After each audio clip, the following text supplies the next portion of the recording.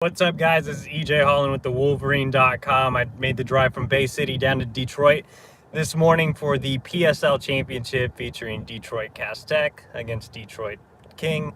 It was supposed to be a really close game. The first one was really enjoyable. I actually went to the first one. It came down to a Cast Tech stop. This one was a complete blowout with Cast Tech winning 41-19. So not a close game at all. Cast Tech handled this one fairly easy. A lot of it had to do with how dominant they were in the trenches, and a big part of that was, of course, Michigan center commit Raheem Anderson. Early in the game, in the first half, when it was still competitive, Raheem had a couple of really, really good blocks. I tweeted one out where he just used his brute strength and turned a guy and opened a big hole that eventually led to a run down to the 1 yard line and an eventual score. But that's what I really like about Raheem is even though he's playing that center position, he's quick off the snap and he latches onto guys. He uses his body to just overpower people. But I think something that's really underrated about Raheem is just his technique.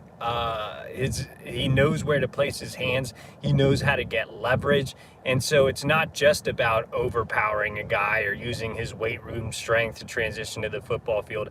It's about knowing how to use his body in order to unlock his full strength. And so that's something that really stands out to me about Raheem in his game. On top of that, he's just a really high IQ player.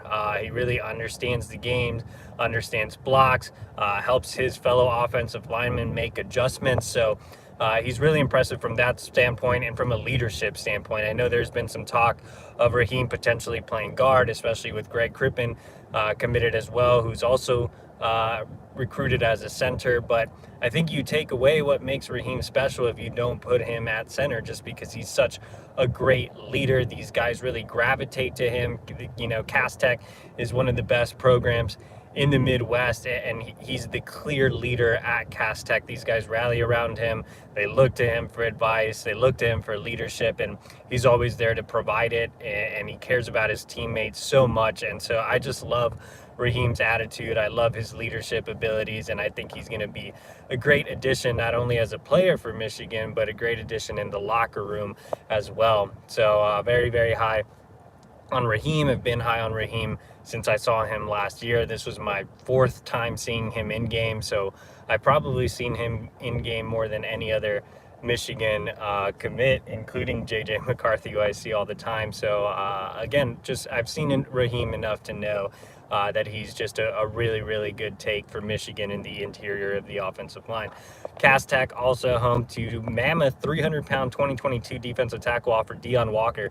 Dion's a stock-up guy. I mentioned this last time when I saw Cast Tech play, but I saw him at the Under Armour camp in Ohio in the summer, and he just didn't really look the part. He looked overweight, really slow going through drills. And, you know, when I saw him in game in the opener this season, he looked much improved. I was really happy with his performance. And then today, he looked even better than he did last time. So I really like the way Dion Walker is progressing, just from not only a technical standpoint, but even though he's still a 300-pounder right now, he's shaped up his body a little bit. He looks quicker off the ball. He used his hands well today. He even played some 5-tech. So I really like Dion Walker. I think he's a stock-up guy. I still think, you know, he's around a 3-star prospect, but really, really high upside. His best days are ahead of him. On the flip side of the ball, Dante Moore, 2023 quarterback for Detroit King. I've raved about Dante Moore. Obviously today didn't have his best game, but honestly not all his fault at all. I mean, Cast Tech dominated on the offensive line. They also dominated on the defensive line. He was under duress all day long. He couldn't progress through his reads. The play calling for King was really weird. They couldn't make proper adjustments. When they got down, I mean, they got really down as far as play calling. I mean, they just completely got away from their game script and what they usually do. And on top of that, I mean, like I said, he just faced constant pressure. So it wasn't your usual Dante Moore day.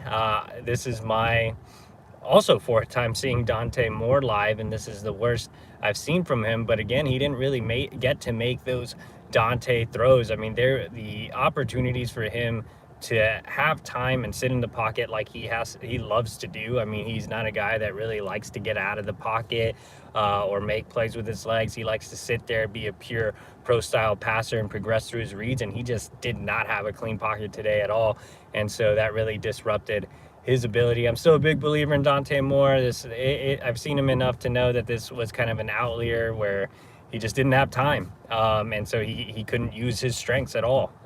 He did score a rushing touchdown late in the game, and that was pretty much it for him today. But Cass Tech with an easy 41-19 win. Raheem Anderson leads his team to a PSL championship. All right, guys, that's going to do it for me. I'll be back out on the road this week, so if you're not a subscriber to thewolverine.com, we'll have all our in-depth thoughts over there, as well as updates from all the guys we saw. Make sure to head over to thewolverine.com right now. Use promo code BLUE60, get 60 days for free.